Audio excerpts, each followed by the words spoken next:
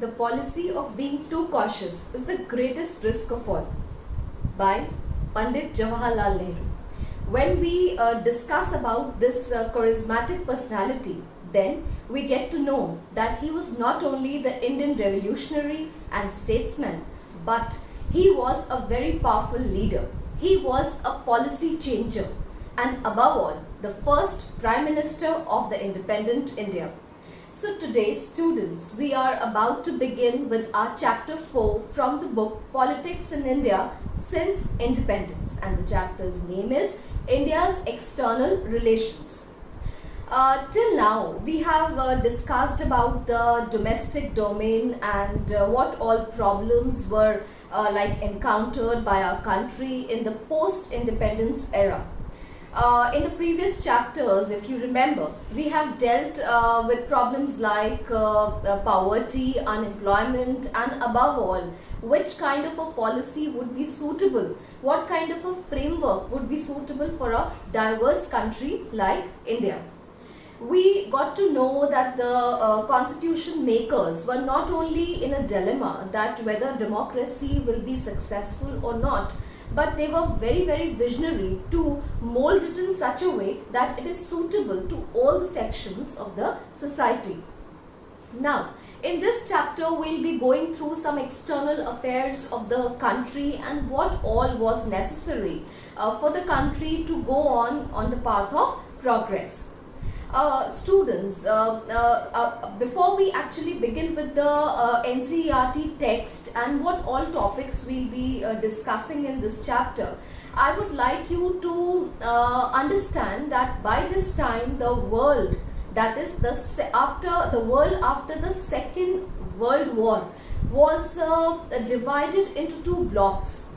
Since we have not studied the first book, first of all, so the Cold War era is not very, very understandable to you. But in brief, in a nutshell, I would like you to understand that by this phase, by this time, the world had already divided itself into two blocks.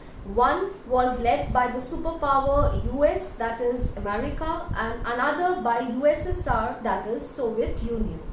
But India took a neutral way of not joining any of the superpowers, in not joining any of the power blocks. And what made it possible for India to move on a path of development and democracy by not even joining any of the superpowers, we'll see in this chapter. So coming to our first slide, I'll read a text for you from the slides and then I'll explain it. It says the international context. Now, in this chapter, we'll be pondering that what all was happening internationally. That is, what kind of a politics was going on globally, what kind of a world politics was going on, and then we'll see that how did India respond with its foreign policy with other nations. So particularly in this video, I will not be beginning with many main topics, but you can say that it is an introduction kind of a chapter, introduction kind of a slide rather, wherein we'll get to know that what all India was facing before we actually study its external policy. It says the world had witnessed a devastating war and was grappling with issues like reconstruction. So as I told you, this was an era of the Second World War. That is, after Second World War, what kind of a politics in the world was prevailing? It was trying to attempt to establish an international body that was being underway.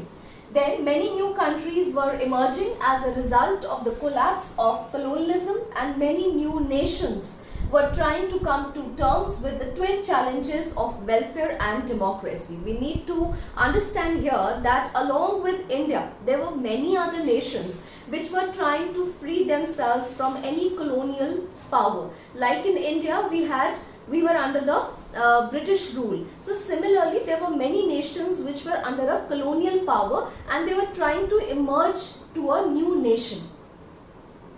The British government left behind the legacy of many international disputes. Partition created its own pressure, and the task of poverty elevation was already waiting for its fulfillment.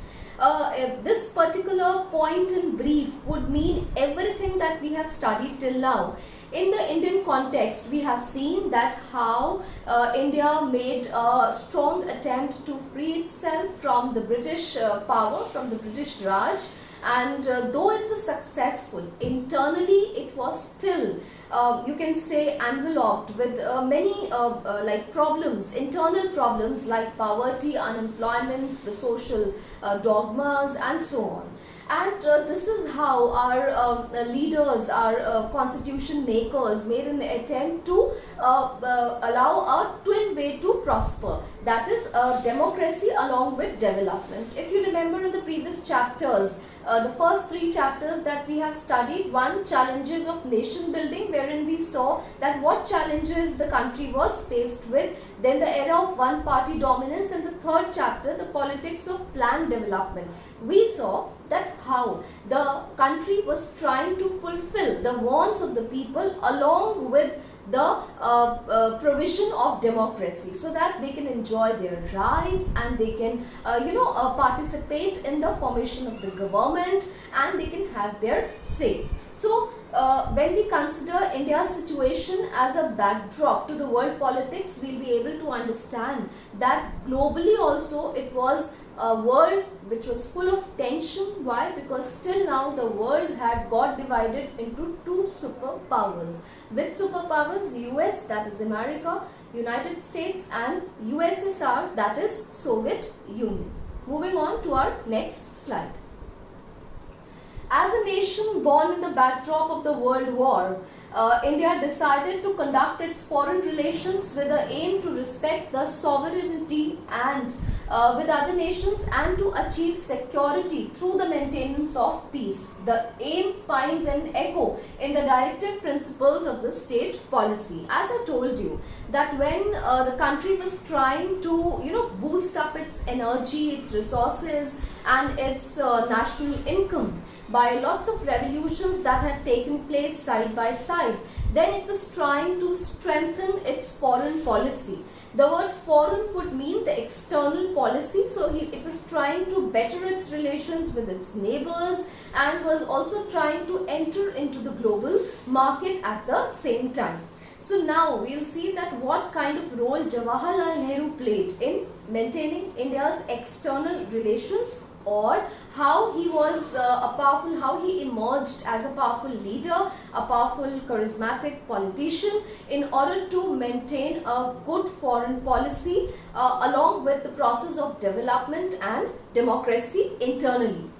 The developing countries lack the required resources to effectively advocate their concerns in the international system. Now we were already acquainted with the fact that India had a devastating economy just after the Second World War, and along with that we even know that the British Raj did not make any attempt to leave a penny behind, and that is why India had to what you call as pull up its socks. It has to do a lot of effort to strengthen its resources and its finance, etc., in order to enter the global market. So they pursue modest goals with the advanced states. Coming on to our next point, they focus more on peace and development in their neighborhood. Whenever we consider the external relations of one country with another, then it is very essential that they maintain peace and respect with each other.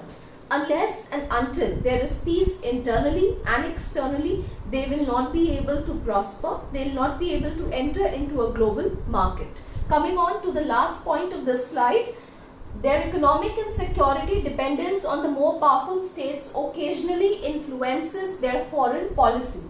In this spirit, immediately after the Second World War, many developing nations chose to support the foreign policy preferences of the powerful countries who were giving them aid or credit. The word aid means help of any kind, material or financial aid, etc.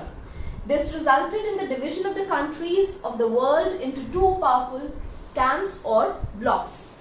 One was under the influence of United States and the other was under the influence of Soviet Union. So students, in this particular video, we have studied that how India was at the verge of entering a very powerful external relations with its neighbor countries. So in the coming videos, we will discuss that in the backdrop of a world politics prevailing, where the countries of the world had divided themselves into two powerful blocs, into two camps led by two superpowers, US and USSR, India chose to remain neutral and then strengthen its foreign policy. So herein we will see that how a foreign policy of a country leads it to the world of progress, to enter into a global market, and which measures were taken by the leaders of the country in order to maintain peace and prosperity internally,